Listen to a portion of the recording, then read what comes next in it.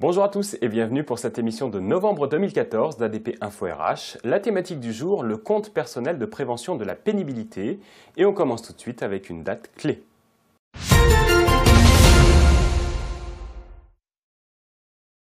Lors de l'émission de novembre 2013, nous avions abordé la mise en place du compte personnel de prévention de la pénibilité dans le cadre de la loi portant réforme des retraites. Aujourd'hui, la loi du 20 janvier 2014 portant réforme des retraites a été complétée par 6 décrets qui ont été publiés le 10 octobre 2014 et qui précisent les contours du compte pénibilité. Dans cette émission, nous allons vous présenter les précisions apportées par le gouvernement pour la mise en œuvre de ce compte pénibilité qui entre en vigueur le 1er janvier 2015.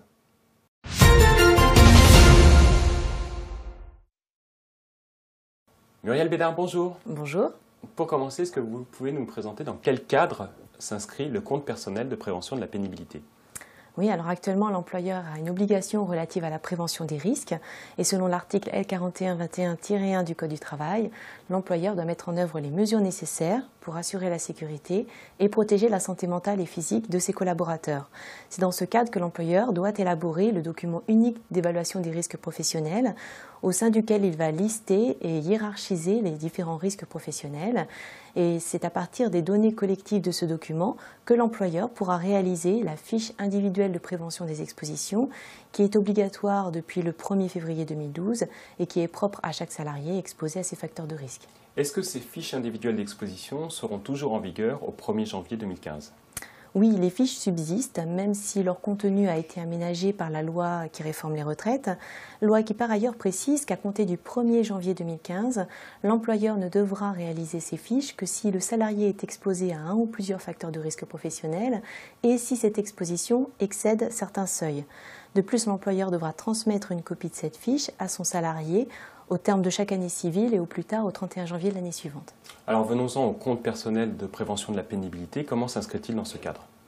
Alors après application des mesures de protection individuelle et collective par l'employeur, dès lors que le salarié est exposé à un ou plusieurs facteurs de risque professionnels comme le travail de nuit ou le travail en équipe successive ou alternante, et que cette exposition excède certains seuils, alors le salarié acquiert des points qui seront inscrits dans son compte personnel de prévention de la pénibilité et dont le nombre total de points ne pourra pas excéder 100 points.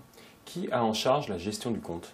Alors c'est la Caisse nationale d'assurance vieillesse ou la Caisse d'assurance des retraites et santé au travail ou encore la Caisse de mutualité sociale agricole qui sera chargée de la gestion de ce compte.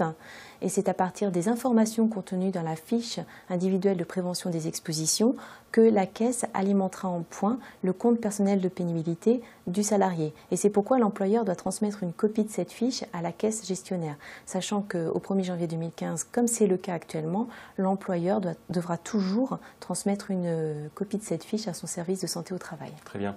Les seuils d'exposition propres à chaque facteur de risque et les nombres de points ont-ils été fixés par les décrets ?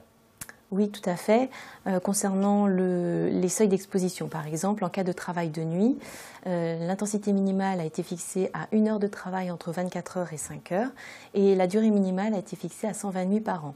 Par conséquent, un salarié qui dépasse ces seuils minimaux est réputé être exposé à la pénibilité.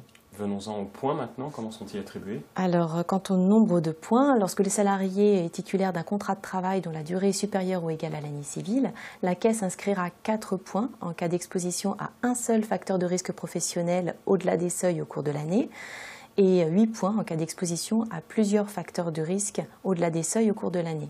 J'attire votre attention sur le fait que seuls 4 facteurs de risque professionnels entreront en vigueur au 1er janvier 2015. Il s'agit des activités en milieu hyperbare, du travail de nuit, du travail en équipe successive ou alternante et du travail répétitif.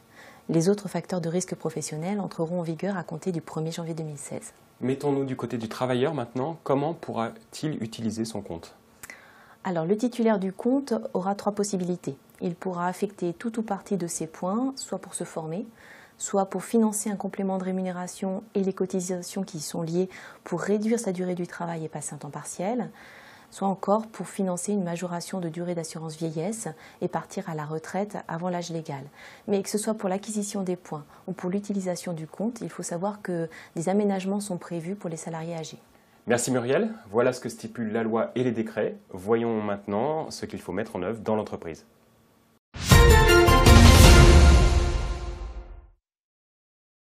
Muriel, il reste très peu de temps aux entreprises d'ici le 1er janvier 2015 pour se préparer à l'entrée en vigueur du compte personnel de prévention de la pénibilité. Sur quelles priorités doivent-elles se pencher ? Alors, le premier travail que devra réaliser le chef d'entreprise ou le responsable RH sera de veiller à la mise à jour du document unique d'évaluation des risques professionnels.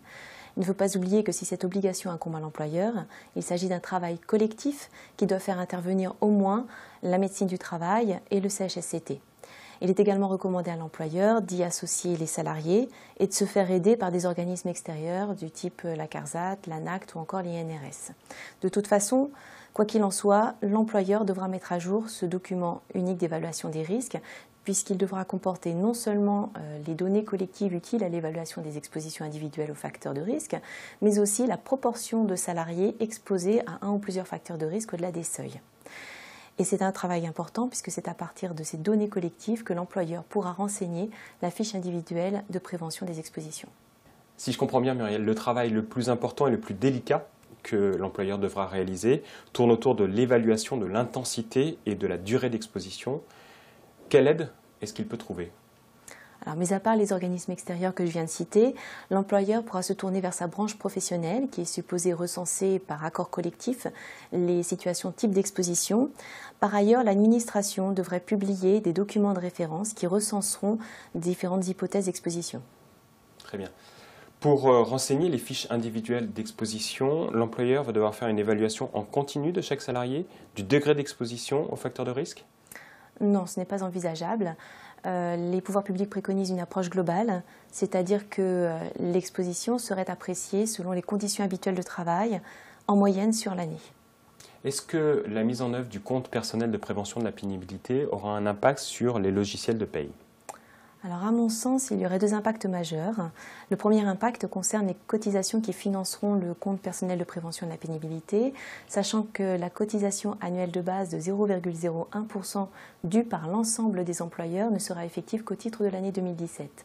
Seules les cotisations additionnelles de 0,1% en cas d'exposition à un seul facteur de risque au-delà des seuils et de 0,2% en cas d'exposition à plusieurs facteurs de risque au-delà des seuils seront effectives au titre de l'année 2015. Le second impact concerne la déclaration des facteurs de risque professionnels auxquels sont exposés au-delà des seuils les salariés titulaires d'un contrat de travail dont la durée est supérieure ou égale à l'année civile et que l'employeur devra déclarer dans la DADS au terme de chaque année civile au plus tard au 31 janvier de l'année suivante. Merci pour ces précisions Muriel. Nous passons maintenant à la question d'un internaute.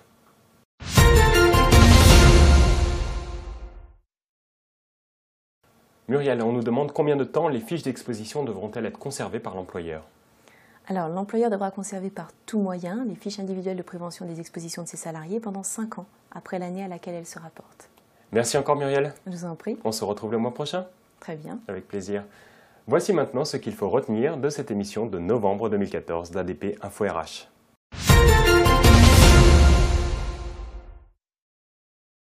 À retenir de cette émission de novembre 2014 d'ADP Info RH. D'abord, au 1er janvier 2015, l'employeur aura obligation de produire une fiche d'exposition individuelle dans le cas seulement où l'employé est exposé à un ou plusieurs facteurs de risque et si l'exposition est au-delà des seuils. Concernant l'acquisition des points, la caisse enregistrera 4 points en cas d'exposition à un seul facteur de risque au-delà des seuils sur l'année et 8 points en cas d'exposition à plusieurs facteurs de risque au-delà des seuils sur l'année. Enfin, pour le renseignement de ces fiches, privilégiez une approche globale et non individuelle en vous appuyant au besoin sur les organismes spécialisés et sur la branche professionnelle qui vous concerne. C'est la fin de cette émission. Merci de l'avoir suivi. Au revoir.